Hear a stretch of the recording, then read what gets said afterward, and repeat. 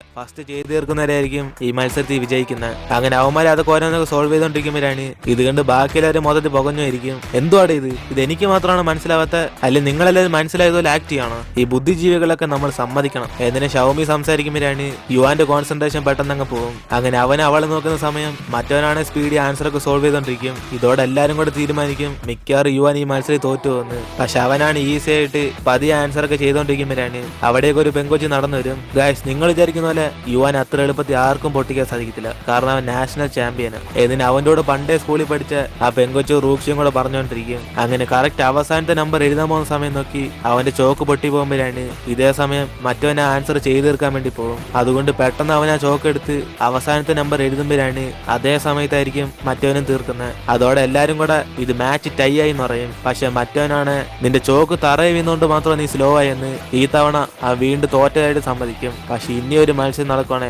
അവൻ ആ ജയിക്കുന്ന ചലഞ്ച് ചെയ്തിട്ടാ പോകുന്നത്. അപ്പോഴാണ് അവിടേക്ക് ടീച്ചേഴ്സും വരുന്നുണ്ട്. എല്ലാവരും സ്ഥലം വിട്ടാന്ന് പറഞ്ഞ് അവിടെ നിന്ന് ഓടിപ്പോകും. അതിനേശ് യുവാനും ഇവൻ അവിടെ ഇരിക്കുന്നതെന്ന് ചോദിക്കുമ്പോഴാണ് അവനാണെങ്കിൽ ബാക്ക് സീറ്റ് എടുത്തേക്കോന്ന് പറഞ്ഞ് റൂക്ഷി പുറയിലേക്ക് അങ്ങ് ചെല്ലും. അപ്പോഴാണ് അവിടേക്ക് വന്ന് ഷൗമിയെ കണ്ട് ഇവനാണെങ്കിൽ മൊത്തം സ്റ്റണ്ണായിരിക്കും. കാരണം പണ്ട് തൊട്ട് ഇവൻ അവളോട് ക്രഷ് ഉണ്ട്. അതുകൊണ്ട് അവളുടെ അടുത്ത് ഇരിക്കാൻ വേണ്ടി യുവാനാണ് ആ ഡെസ്ക് മേറ്റിനെ വിളിച്ച് നീ എന്റെ സീറ്റ് ചെന്ന് ഇരിക്കുവാണ്, ഇമ്പോർട്ടന്റ് ആയിട്ടുള്ള ഒരു മാത്സ് ബുക്ക് തരാന്ന് പറയും. അതോടെ മറ്റവനാണ് സന്തോഷത്തി ഈ ബുക്ക് കിട്ടാൻ ഞാൻ കുറെ കഷ്ടപ്പെട്ടിട്ടുണ്ടെന്ന് പറഞ്ഞ് അവൻ ആ ഡീൽ നോക്കി അറിയും. അതുകൊണ്ട് യുവാൻ ഇവളുടെ അടുത്ത് ഇരിക്കാൻ വരുമ്പോഴാണ്